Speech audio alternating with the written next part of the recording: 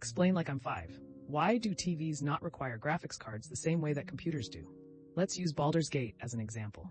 The majority of the really graphic-intensive parts of the game are the cutscenes and not the actual game.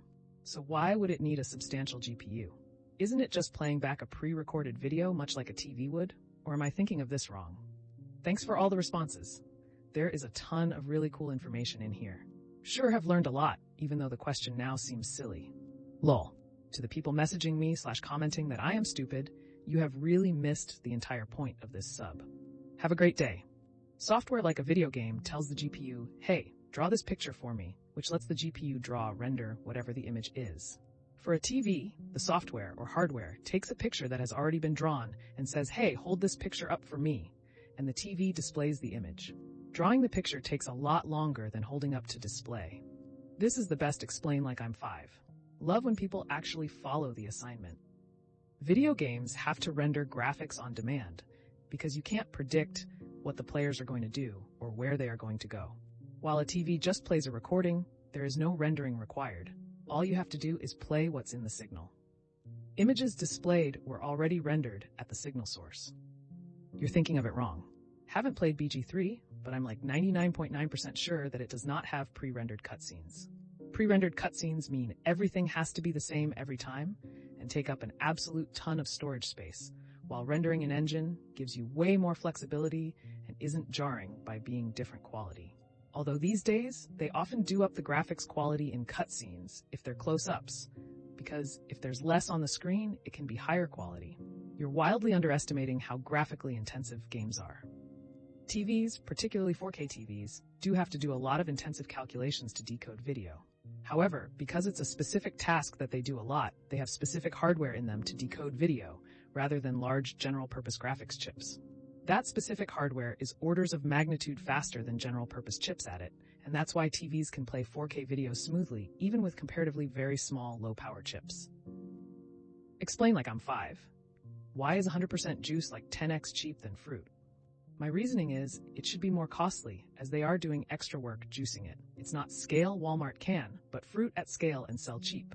The juice isn't made from the perfect-looking fruit. After picking, the fruit get cleaned and sorted. The good-looking stuff goes to be sold in the markets. The bad-looking stuff goes to the press to get turned into juice. Also, a lot of those are canned or sold as pre-cut fruits. Some, but nobody wants bruised fruit in whole pieces. In juice, you will never know. Nobody wants bruised fruit. If you really think about it, juice is really bruised fruit. An amazingly small portion of the price you pay for groceries is made up of the ingredients. It's mostly made up of processing costs, transportation costs, marketing and advertising costs, various running a business costs like electricity, insurance, corporate aircraft to take the extremely generously paid assembly line workers on vacations around the world, stuff like that. Fresh fruit is hard to transport. It bruises, it has a short shelf life as it ripens, and on and on and on. Lots of stuff can go wrong with it. Juice can be poured into a refrigerated tank car and shipped with much less spoilage and cost. It gets even cheaper if you concentrate it near the production point and then reconstitute it at, or at least closer to, the point of sale. It takes some effort and equipment to concentrate it, but you reconstitute it by adding water and stirring. But water is cheap where it is and expensive to ship, so in the end it costs less to do it that way than to ship juice.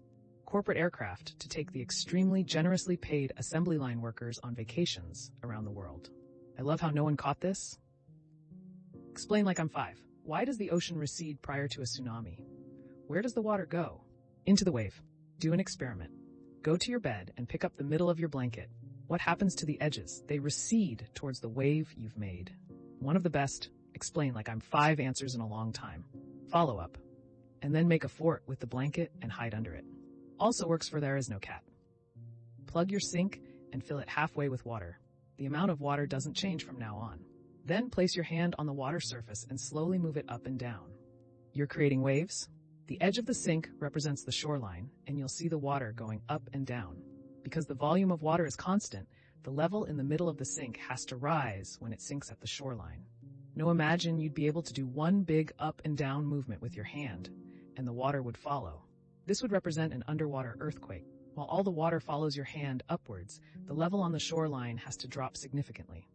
Then do your dishes after. We don't waste water in this house. Here's a GIF of how individual particles move within ocean waves. Notice as the wave approaches, the yellow dot actually gets pulled back and up into the wave. Tsunamis are so big, they pull all the water off the beach for quite a long ways before the crest of the wave gets to land. Explain like I'm 5. Why do we leave bay leaves whole and pick them out after cooking when all other spices are ground down to powder? Even cinnamon has a ground down version? It's because the flavor is too intense when ground. We grind spices to release more of their essential oils, and in the case of bay leaves, that would be overpowering. There are other spices we use whole. Star anise comes to mind. Grind some of that up, and you won't taste anything but licorice for a week. You could just use less of it, no? I'm not an expert. I seriously just Googled it. BC, all the other answers sounded off. But I would think it depends. The flavor might be slightly different when ground, but also, if you'd only need like 1/30 of a teaspoon versus one whole leaf, you're gonna go with whole leaf. I tried this with bay leaf one time, and you're right. I used the same reasoning as OP and chopped up bay leaves into my soup, and my soup had a bitter taste, lol. In some spice mixes, there are minute amounts of ground bay leaves. However, as most other users said, it is mostly due to bay leaves not dissolving nature. One of the common spice mixtures that contains bay leaves is the Old Bay seasoning, no pun intended on my end. I am not joking. I've seen it sold ground here in Colombia, where it's called Laurel. I typed ground bay leaf into Google and a lot of hits came back. Here is one from McCormick. I've never used it myself. I thought they called it Yanny. Explain like I'm 5. How do the economics of valet-only parking garages in NYC work? I'm fascinated by the modalities of owning a car in NYC. I've read that most people don't have assigned parking spaces and use garages, which often have 24-hour waits for accessing one's vehicle, since a valet needs time to get it out of a tightly packed space. This is backed up by multiple sources.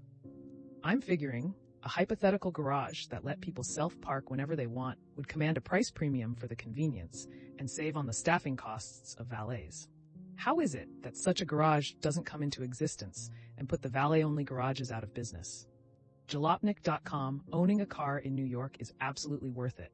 178252216. Spot Hero's Guide to NYC Parking. Link omitted since it has a chance of triggering a spam filter. Edit. It looks like the point about taking 24 hours to retrieve a car is out of date. It's more like 30 mins. The valet parking garages have a much higher parking density, that's self-parking. Not only are the cars closer together and double or triple parked, but the valet garages usually use an elevator rather than having to have a series of ramps. Double the car density and you can charge 30% less and still profit madly. The 30% less is worth it because a monthly parking space is between $400 and $700 a month in NYC. When parking in the garage, they almost always ask when you will want it back, so they know how deeply they can park it. I've never had to wait more than 30 minutes for a car, and that was more about the 5 people in line, front of me, and the elevator getting backed up. NYC living is so crazy to me. I wish I lived there in my 20s, but I can't imagine dealing with that kind of stuff now that I have kids, etc.